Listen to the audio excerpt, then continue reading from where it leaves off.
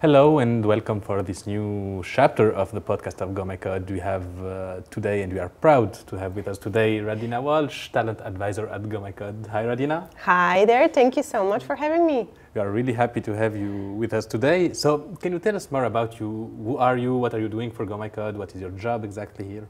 Absolutely. So I'm a talent advisor, which means that I am an external consultant partnering with Go My Code on all things related to talent, and I'm also a lecturer. Okay, and when we are talking about talent, you mean by that recruitment of talent also? Recruitment, human resources, basically everything that is looking after the employees and the future employees. Okay, so is there some trends about global trends in talent recruitment?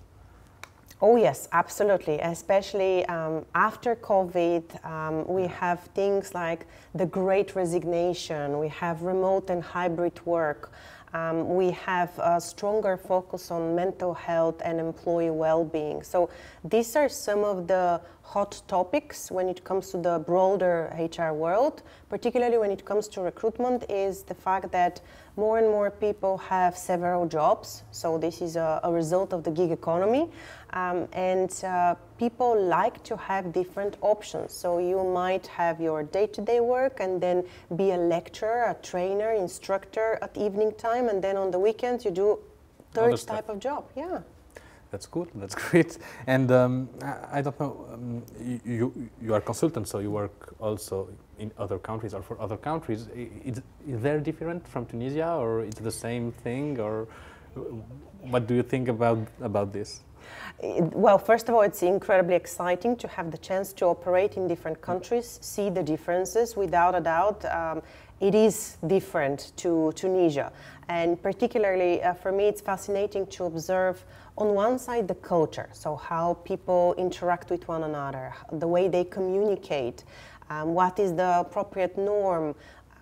Things like, are you on time, for example, for a meeting? Do you have a lot of meetings, or do you prefer more conversational, more informal kind of scenarios?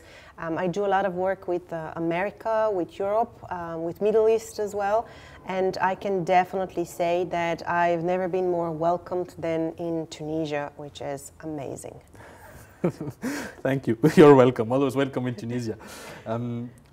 What are the challenges that companies are facing in terms of recruitment?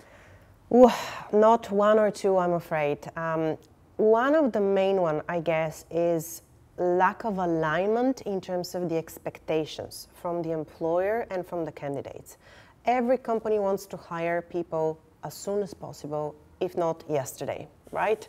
It's all about timing, it's all about delivering results quickly, and then candidates from another perspective, they want certain environment, they want certain conditions, they want to take their holidays, they don't want to be pushed necessarily to start immediately, they might want to take a few days off or a week off to enjoy themselves or their families. So that's first thing I see is timing issues. Then again, I would say every organization worldwide is trying to hire the best people. We always want the top of the top, the la crème de la crème, as we call it. And sometimes you need to learn how to make compromises, because of course the top talent has lots of different options that they can choose from. So I believe it is reasonable to know what kind of people will thrive in your environment, who you can afford, again from a financial standpoint, and who you can develop. In certain positions, it's not so important to have the technical skills, you need the right attitude. If you have the right attitude, you can hire a junior person and mold them into the opportunity. Great. I don't know, I have a question about the opportunities that we are talking about. I don't know, I think that there is more opportunities than ever before for talents in the market. And if you have to give an advice or advices to a young talent today to be directly recruited by a company? So you need to start with making sure that you have the two most important documents in perfect shape. So you have to have a great CV, And by great CV, I mean user-friendly, recruiter-friendly type of resume that has the most important highlights, because this is your selling pitch. And on the other hand, in the world we live in where everything is online, it's not just high-tech anymore. It's fast-moving consumer goods, retail, transportation, even manufacturing and construction, typical more traditional industries. Everyone is online. Everyone is on LinkedIn. So for young talent, I would say nail your CV, leverage your LinkedIn profile, build your online brand in order to be recognized by more employers. Okay. And let's talk about something more specific. I mean that some jobs requires more presence, and sometimes some talents have problems to manage their private life and professional life, and it can impact the company. It can impact also the talent. How to manage that and to find the perfect balance between that? Well, when it comes to perfect balance, I don't think anyone has found the formula. If you have, please get in touch. But when it comes to work-life balance, I would say the healthiest thing to do is to think about it as a work-life integration. How to make sure that these two things work together well without compromising on one or the other. Stress is inevitable. It's more than ever. And it's in every single job. But it's not I don't know, it's not also a part from the company to help the talents to get that balanced life? I would say that, in my opinion, it is important that the company provides, to a certain extent, some guidelines or support, or you can call it mentoring, coaching. Especially for younger people, for talent that is still not that well experienced, it's not well versed into managing their work and career and life. So it is important that, yes, from one side the company has this kind of setup, but it's our responsibilities, in my opinion, as well, to make sure that we're in control. We cannot eliminate stress. We can only learn how to cope with it in a way that wouldn't impact us negatively. Okay, and that question of balance between professional and personal life is also related to mental health. We are facing some troubles about this question, not only in Tunisia but in several countries. What is the most important for a company to do to give good atmosphere at work and to help its talents to face and to have a good mental health? Absolutely. And I say the more we talk about it, the more we verbalize the issues, the more normal it will become. So it's communication. It's all about communication. Absolutely. First and foremost, it's awareness. It's recognition that this exists, that this is present. Burnout is one of the most common results of being exposed to stress for a long time. Burnout can express itself in so many different ways, and I think some people don't even recognize that they're in burnout. So first step, awareness. Some signs of burnout that can help maybe people to know that they are in this situation? For sure, absolutely. One of the first signs is constant fatigue, being very tired emotionally, physically. Every single day you feel tired. And even if you sleep well during the night, you still feel tired. So the first sign, I would say, is fatigue.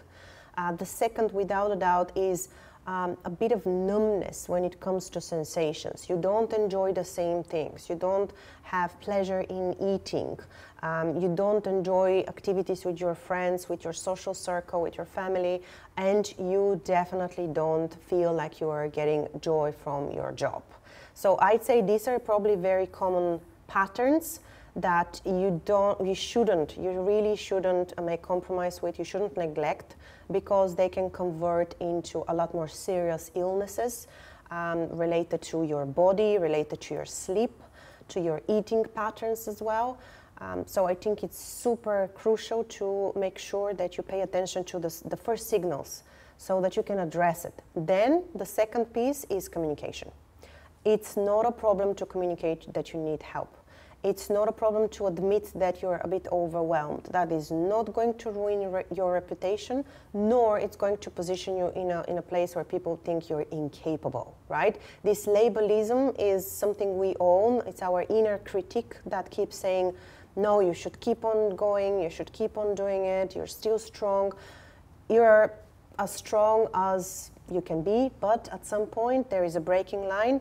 A lot of us pass the breaking line, and they realize when it's too late. But when we don't have a vis-a-vis, someone to talk with about this problem, what can talents do to avoid this burnout? They don't have someone to communicate. Yes, and oftentimes we feel either embarrassed or we feel it's not the right place at work to communicate this kind of mental health challenges. If you don't have a manager or someone that is close to you at work, then it could be family member. I know we don't want to burden them, but at the same time, you might be struggling the same way like someone else. And when you open up, you show role model, you show vulnerability, maybe they will also open up and they'll share how they feel. So it starts with one person being brave enough to speak about it and to find help, whether it's professional counseling, whether it's to find someone who is out of their normal day-to-day circle. It could be even finding someone on LinkedIn that has been previously a coach or a mentor. It doesn't have to be a professional figure. It doesn't have to be a health professional practitioner. It can be someone who has openly spoken about that. You can reach out to them. You can ask for advice. There is no problem if you're not feeling comfortable sharing, at least to ask for an advice. What would you do if you were in this situation? Or what would be your advice for someone who has experienced this, and this? So you can really approach it from a personal perspective, or you can find a way to just ask for some additional support. And what can companies do to help their talents to face it? Is there, I don't know, someone to maybe to recruit to help a professional to help the teams maybe to face that kind of situations, or what can do companies for that?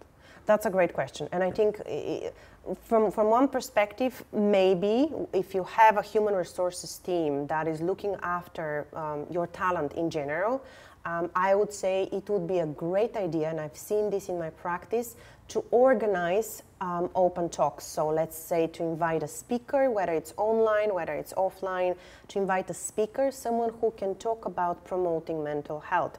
That's one option. I've seen in my country, I'm originally from Bulgaria, I've seen more and more organizations actually hiring psychologists. So we're not talking about psychiatrists, a medical professional. We're talking about counselors, psychologists, someone who specializes in organizational and work psychology and can basically be there, can have like an office hour, and people can confidentially reach out, have a discussion, and get some guidance as to what to do. The third and more passive approach, I would say, it can be driven from, again, top down, so leaders that are interested in the topic to find free resources that they can share with the team. It could be just a few articles on Slack or via email, or there are actually free applications and free videos that you can watch, and you can learn a bit more about, let's say, mindfulness, breathing techniques, grounding practices. So these are small nuggets of wisdom and positive habits that you can start creating, but you need to start from somewhere. So thank you so much, Radina, My to be pleasure. here with us. We are really proud to see you here in Tunisia. I hope to see you soon again. I would love to visit this amazing country again. Welcome. You're always welcome. So thank you so much for this new chapter of the podcast of Go Make It, and hope to see you on the next chapter. Bye. Bye.